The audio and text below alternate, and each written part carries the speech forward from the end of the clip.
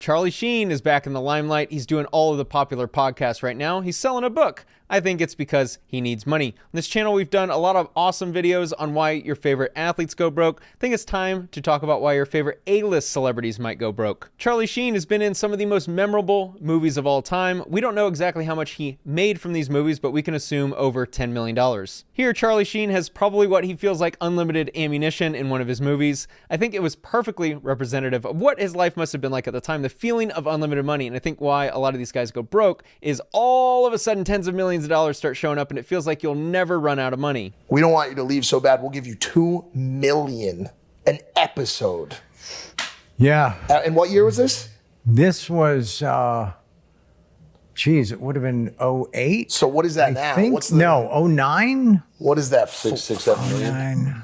I don't have a good read on if he was actually earning that amount. This would be for his show, 2.5 Men. That would be for if it was for the 9th season in 09, he did not participate. However, we can get an idea of how much he was making. That was about 16 episodes in the 8th season. So if it was for his final season, that would be roughly $32 million. It's my understanding that each episode lasted about a week. In one of the other podcasts, he talked about the preparation and how long it took. I think it was 1 full week. So in 16 weeks to make $32 million, not a bad gig. I think I now know why so many people rush out to LA, the city of angels, the city of dreams, to try and pursue a career in acting. Here's just some fun math. Charlie starred in 177 episodes of 2.5 Men. If he averaged about $1.13 million per episode, that would get him to $200 million total earned. We don't know how much he was earning in the early seasons, probably not as much, but we do know near the end, when it was the #1 rated show, he was making up to $2 million an episode. So if it just averaged out to $1 million an episode, 177. So let's just call it $150 to $200 million he earned from the show. One thing I was able to find recently is that in 2016 in court documents by his ex-wife, it was found out that he sold his participation rights for $27 million in 2016 for 2.5 Men. I have not heard him talk about it, so I'm just assuming here. I think he had ownership, or these are royalties, whatever it is. It was still $27 million in 2000. That was 8 years after his final season that he starred in. $27 million he was able to sell it for. This article's from 2016, around the same time. So he had this divorce from his ex-wife, Brooke Miller, was paying $55,000 a month in child support. In the filing, the court documents, he estimates that his monthly income was $600,000 a month, and it's now down to nearly $167,000 a month as a result of selling the profit rights to 2.5 Men. Okay, so he sold that off, and his income dropped substantially. Still, a really high income. To me and you, $167,000 a month, you could live an amazing life. However, once we get to the expenses, we're going to see how quickly that money goes. And, you know, when you say not a lot on the front side, you're still, still getting $150 an app, 200, that's pretty good money, right? But it's not, but you kind of eat it on that side, knowing that it's an investment for the other thing to pay gangbusters. So you did the 10 episodes and then you got to do all of them? Yes. So you wound up doing 100? Yes. But you did them in a short period of time, 2.5 years. That's crazy. I know. The money is absolutely wild in Hollywood to be able to make $100,000 an episode, $150K an episode, and it doesn't really seem abnormal, based on Joe's reaction. This is for a show called Anger Management. I don't remember it, not familiar with it. Filmed 100 episodes, let's call it 150 an episode, over 2.5 years, made $15 million.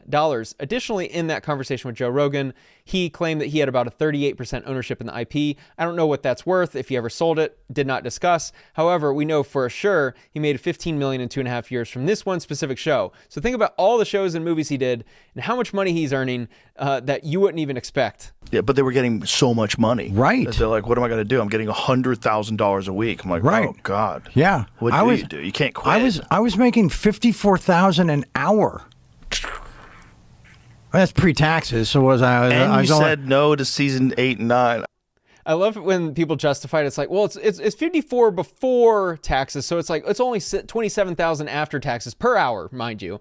They're talking about Joe had a lot of friends that got on shows that they really didn't like, but they were making so much money, $100,000 a week, that they couldn't turn it down. I think one of the biggest issues that actors, athletes, entertainers, some of these guys make is that they do get this dream career. They start making an abnormal amount of money, and then at some point, maybe they don't like it. That was the reason for this discussion, and the reason why Charlie stopped doing 2.5 Men. So he says he was creatively burnout and just could not show up and do the job anymore. But one of the biggest issues is lifestyle inflation, that they end up they spend so much money that they're almost forced into making this exorbitant income just to pay their bills. Losing $100 million isn't fun, and me and you will probably never be in a position to do so, but I do want to help you with saving money. I have a tool for you called Simply that is amazing for finding off-market real estate deals. If you're a real estate investor or looking to get a great deal on your next home purchase, then utilizing a tool like Simply is crucial. They have too many features to list, but they are the software to use for building lists, building out a website, skip tracing, and managing your deal flow very efficiently. What I really want you to know is about their speed to lead feature. They created a way for you to connect with your leads in under 10 seconds. When dealing with property owners who want to sell their property right now, then you need to be the first person they connect with. But Spencer, I'm not an investor. Is this still for me? I'm looking to buy my next primary residence by next summer, and I will be using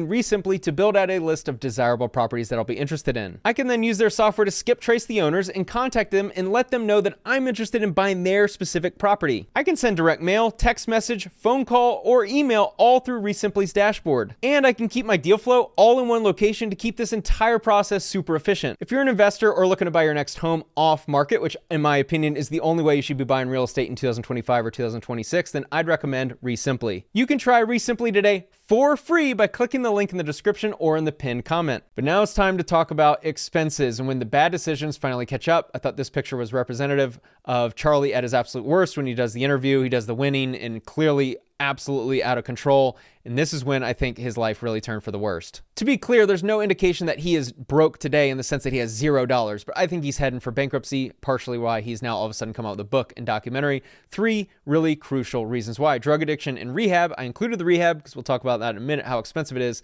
Divorce and child support. We've already kind of covered it a little bit. Really expensive. And then, of course, the reckless lifestyle. That's the easy one. But these 3 reasons, I think, cost him hundreds of millions of dollars. This is Heidi Fleiss, who was included in the documentary and had a very friendly relationship with Charlie back in the day because she would assist with getting him women for the night. And I don't remember her exact words, so I don't want to put words in her mouth. But I think millions of dollars is an understatement for how much he paid for access to these women. Also in the documentary is his drug dealing friend. At one point, he said Charlie had spent $15,000 on a single night to party. No telling how much he spent over his career, tens of millions, 50 million, 100 million. I mean, it sounds absurd, but given his addiction and what the dark road he went down, there is absolutely no telling how much he spent because you know there were a bunch of hangers on that were fiending off him. Millions of dollars spent on drugs. I was able to find this property, Beverly Hills, California, 90210, one of the most desirable zip codes in America. April 2006, he bought it for $7.2 million. January 2020, sold it for 6.6, which is unfortunate because if he just waited a year, we had the huge demand surge. He probably could have sold it for a lot more. That is a $600,000 loss just on the transaction in the price. Keep in mind, over 14 years, you have maintenance, repairs for a house like this, how much money he spent repairing it, keeping it up to date, how much money he put into it, and the key here, the transactional cost to transact real estate, very, very expensive. I would estimate he probably lost $1.5 to $2 million in this property alone. I was also able to find this article from 2019. Charlie was a train wreck, so this doesn't necessarily mean that he was completely broke at the time, but his house was in foreclosure and he owed more than $80,000 in back mortgage payments. That isn't exactly a guy thriving. You don't forget to pay your mortgage. Here's his ex-wife, Denise Richards, around this time in 2016. Apparently she lived right down the street to Charlie so that the ex-wife and kids could be close to him, probably paying tens of thousands of dollars in mortgage or rent on that house as well. In this article, apparently she sued Charlie Sheen for $1.2 million for allegedly evicting her. Now, who knows what this story are? The point of this video isn't to be the most accurate about Charlie Sheen's life. This isn't a biography. It's just to show you the life you live when you're this A-list star, when everyone's out to get you. You just run into drama, you make bad decisions, and there's just left and right, there's just millions of dollars leaving your pocket. In the article, Sheen's lawyer is quoted as saying, Denise Richards is not satisfied that she has received $660,000 tax-free each year for almost 10 years. That's $55,000 a month. It is not enough money for her besides the approximate $10 million she has received from Charlie under her short marriage. So as we're piecing this story together, you can start to see that between drugs and divorces and ex-wives and child support payments, there's tens of millions of dollars leaving, $100 million that he spent. In that same article, there's another reference to the $55,000 a month in child support payments for the past 9 years, but it's similar to what the actor has paid ex-wife Brooke Miller, another ex-wife, under a settlement reached in 2010, which stipulated the actor would pay $757,000 plus another $1.2 million from the equity in their house. What's another $2 million to the ex-wife?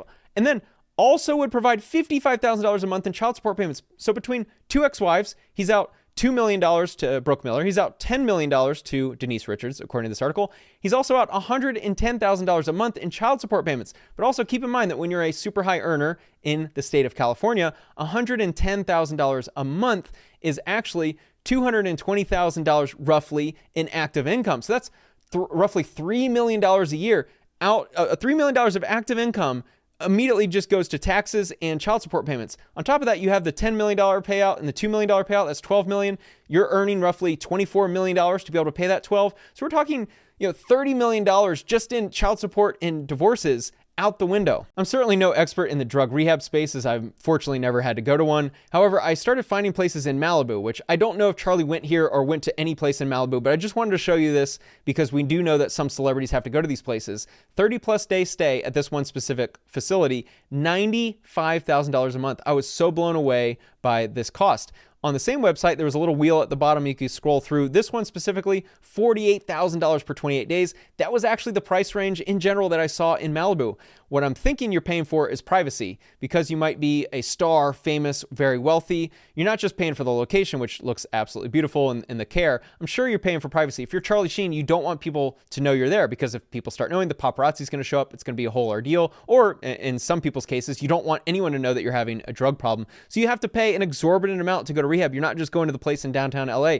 You're going out to Malibu and paying 50, 90, 100 grand a month just for drug rehab. This was an article in 2018. Charlie Sheen says he can't afford child support, claims he is blacklisted in Hollywood. I'm well aware that divorce attorneys are going to obviously paint their client as being hella broke. They just lost all their jobs. Hollywood doesn't want them. My client can't make any money. We have to drop child support. I'm aware of that, so this might not be the full picture. However, if we take it at face value, maybe he couldn't pay child support. I mean, we just discussed how insane how much money you needed to be able to pay that much in child support. And if you were blacklisted in Hollywood, if you had no roles, no income coming in, that money dries up really quickly. A year later, I found this article where Denise Richards, his ex-wife, claims Charlie Sheen owes $450,000 in child support. He squandered over $24 million from the sale and his interest in 2.5 Men. Remember, we discussed it was $27 million for the sale. Maybe he sold it so that he could pay his debts, which is what she's alleging.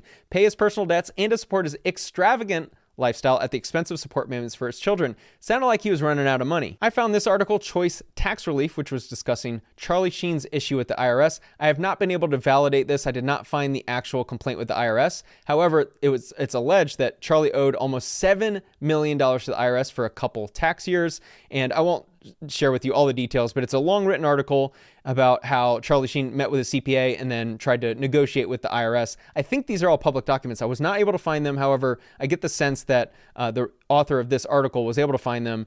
And one of the settlement offers, what Charlie would pay $51,000 per month for 9 years. So on top of all these child support payments and the mortgages and all of these payments and the lifestyle you build up, another $51,000 per month for 9 years just to pay back taxes. This property is a random one I just selected on Zillow. It's located Beverly Hills 90210, so that same zip code that you'll see a lot of the A-listers buy houses in, 21 million. There's houses $30, $50 million. So I thought this would be a good example of a house someone like Charlie would buy. 7,500 square feet, looks really nice. But one thing I really wanted to share with you is that the property taxes are $232,000 per year. I plugged in here if you did 20% down, assuming you didn't want to pay cash. If you put down 20%, you'd be paying roughly $134,000 per month in fixed costs. So that's roughly $1.6 million per year. So that means the first $3.2 million in active income would be going just to the house payments. This is not maintenance, repairs. Maybe there's an HOA. Maybe you have workers come and work around the landscaping, all these costs, and you're in 90210, so you're paying an exorbitant fee. Maybe there's an extra insurance, fire insurance that I don't know about. But anyway, point being that when you add up the multiple child supports, the divorces, the drug addictions, drug rehab, the fixed cost to live, you can see how what happens with a lot of these celebrities and A-list athletes is that they build up a lifestyle where the expenses, the monthly expenses, are exorbitant. $500,000. It's insane to think about, but as I just explained to you, Charlie Sheen went through that. So if you're spending $500,000, that means it's $6 million a year. That means the first $12 million a year of active income, the first the $6 million goes to taxes, and then $6 million goes to your fixed income lifestyle expenses. It's easy to go broke when you break it down like that. The moment I decided I wanted to make this video is during the documentary when he started to talk about his HIV situation. He was dating women. I don't know if it was these women in the picture. Sounded fully consensual. It sounded like the girls know, and none of them ended up with HIV positive. However, they went to their lawyers and they apparently took pictures of Charlie's medicine to show that he had HIV, and they essentially blackmailed him. They knew that he didn't want it getting out that he was HIV positive. And so his words, he settled with one girl for $500,000. That was like the quickest settlement, easy. One girl got $1.4 million payout to stay quiet. So I bring this up because these guys live this lifestyle that just we cannot relate to. I don't even know what that's like, getting extorted for $1.4 million so that they don't go to the tabloids and talk about something in your private life.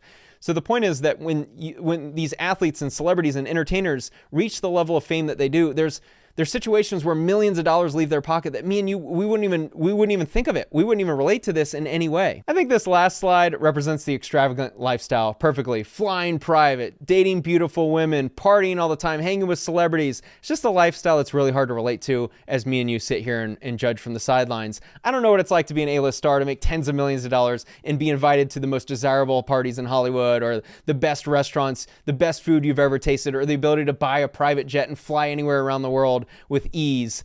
We don't know what that's like. I can sit here and judge, but man, I think it's really easy to spend money. Even though it sounds stupid, and of course you have to be totally irresponsible to spend $100 million, I think when you actually break it down, it can be reasonably easy if you just go down the pathway of living the extravagant lifestyle. Hope you enjoyed the video. Thanks for watching.